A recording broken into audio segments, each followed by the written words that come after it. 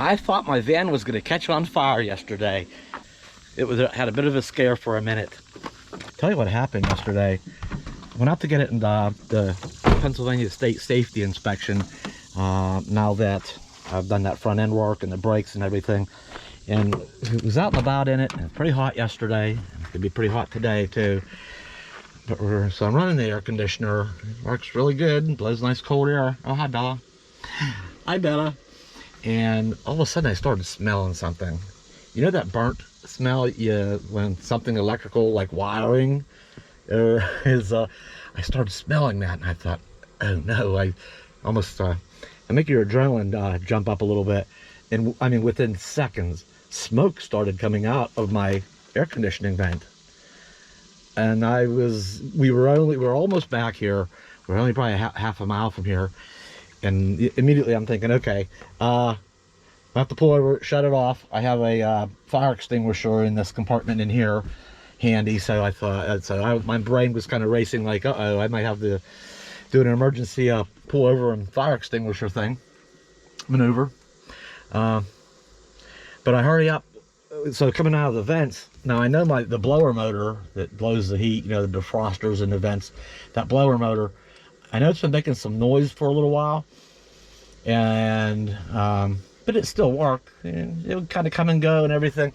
But so I immediately turned it off because smoke was coming out of the vent, and I'm thinking maybe that motor is burning up or getting ready to catch on fire all of a sudden.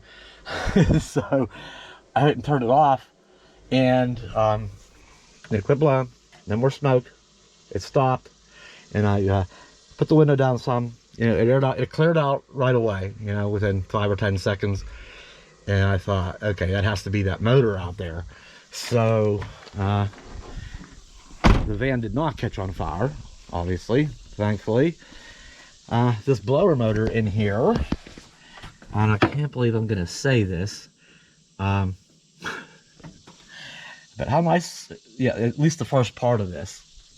Yeah, I can't believe I'm going to say this, is how nice it was for something to break.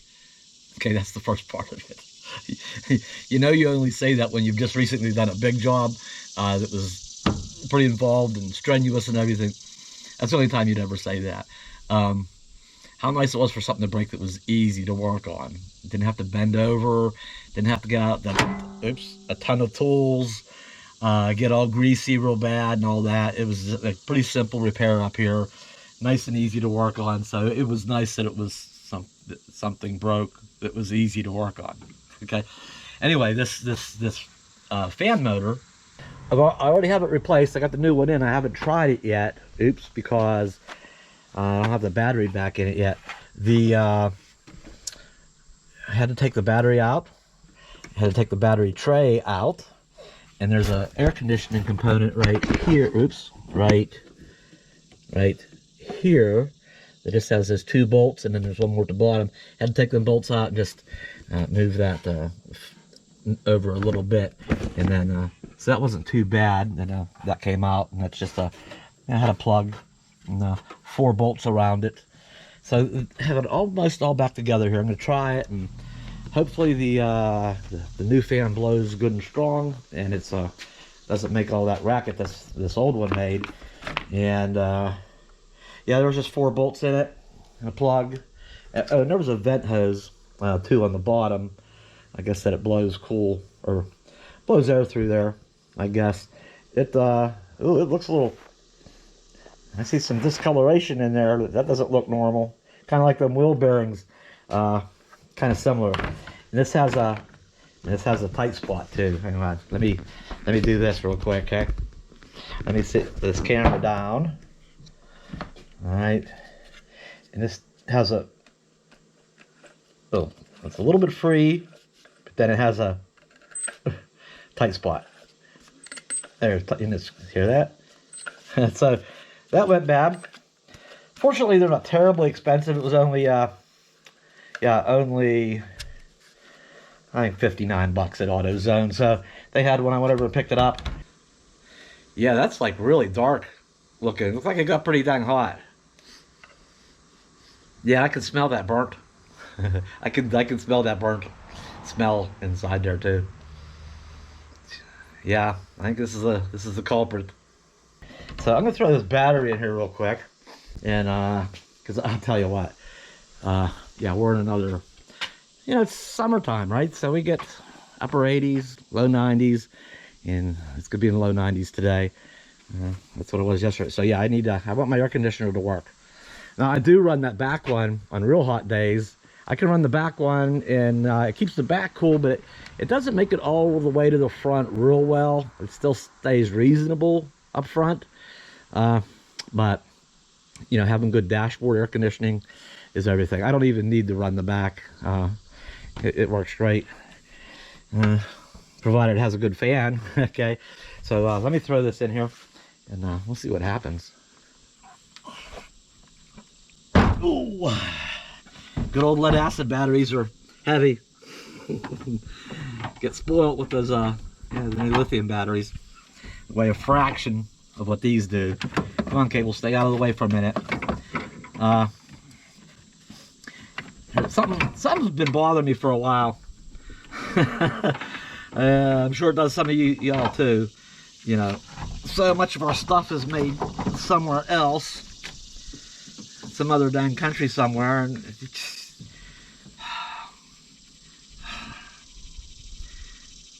guess where this battery was made? Remember this? Remember good old die-hard batteries? You know where they're made at? Well, they're now made in Korea. This company, of course, they used to be made here, United States, but the company moved away, went to made over to Korea. And that new fan is made in Canada. So it's not too bad. At least it's on the same continent. I don't know. It's just not made here anymore. And it just gets frustrating where it's rare, it's rare when you see anything with a good sticker on it made in the USA. Sometimes it's just not very often. So that gets a little frustrating. It's seeing that all the time. All our stuff was made here like it used to be. American jobs, American companies.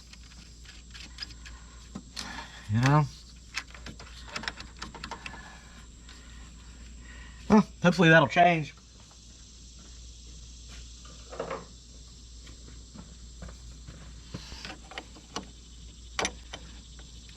I did see some companies, seen some news where companies like General Electric, and I don't know if it was Westinghouse or, I forget what the companies were. Something like, some big name companies. They're, moving some facilities back to the homeland again. So that's nice to see. That's nice. Hope we see more and more of that. I hope that's a new trend. Companies move back here. Okay. That was tight enough. That one's tight enough. I guess we'll start it up and see what happens. Hopefully no fires. Okay.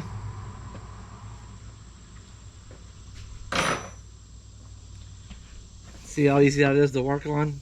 I didn't have to bend over one time and get down here and be,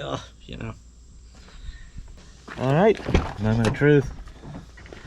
Bella, is it gonna work, girl? Is it gonna work? The keys are in it.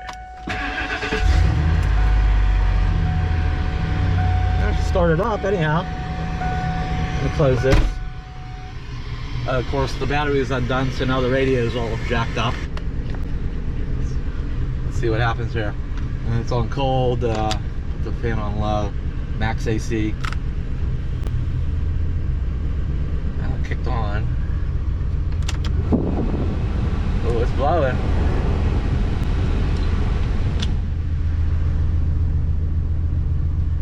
You know what? I think the relay went bad too. Maybe after getting burned up. Overloaded the system. I think it burned the relay out. What is it? What happens here when it'll only blow on high? It shuts off completely. Nothing there. Nothing there. Nothing there. I think the relay's gone. I think that's the sign of the. I'll have to Google it. But I'm pretty sure that's the relay went bad.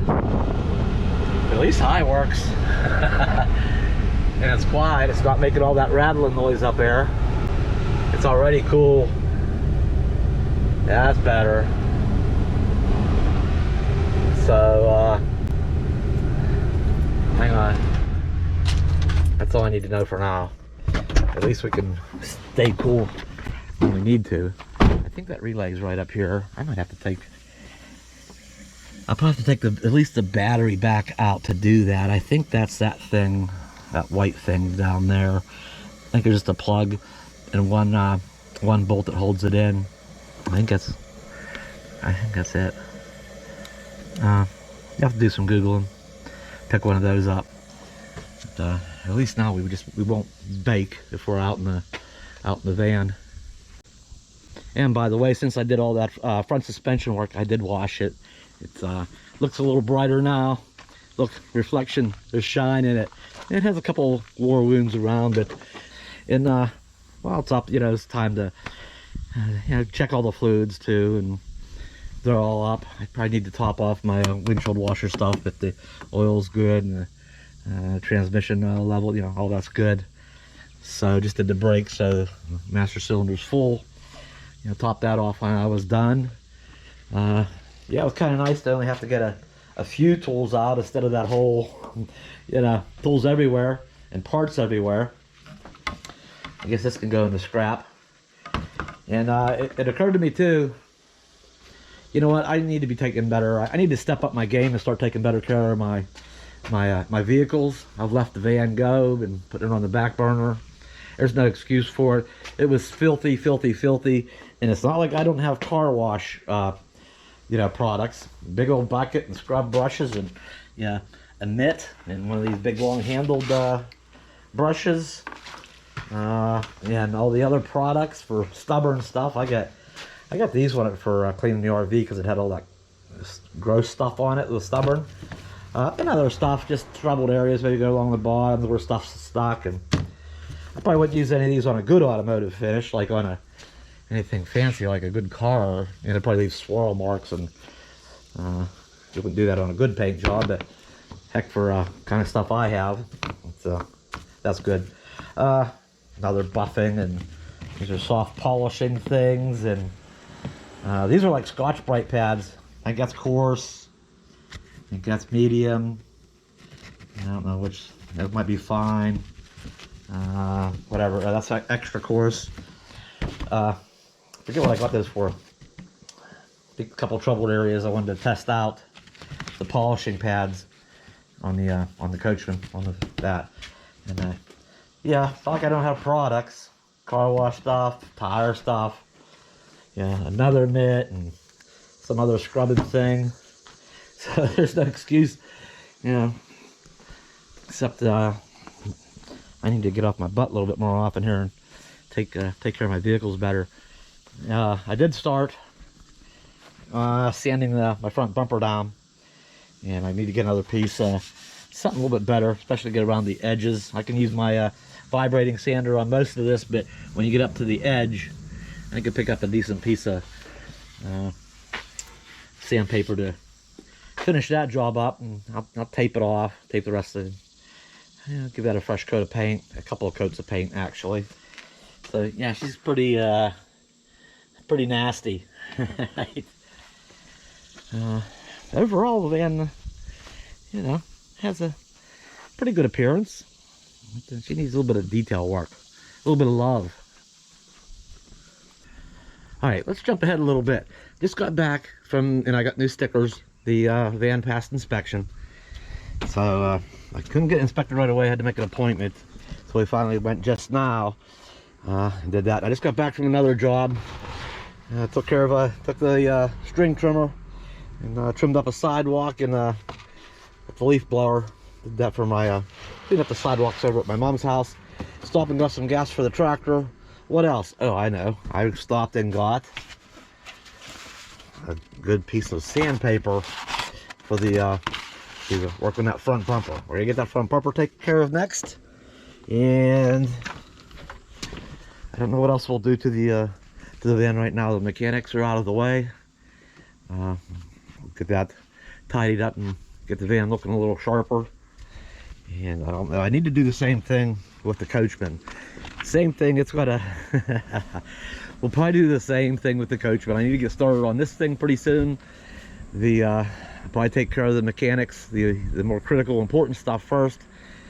And then when I'm about wrapped up, I'll sand that bumper down, give that a fresh coat of paint as well. That was the same dang thing that, I don't know what kind of cheap paint they use on these bumpers, but I don't know. It hasn't held up. So all is well with the van. I'm glad to have avoided the fire. I'm glad that didn't burn up. Got that fixed and moving along on some other things.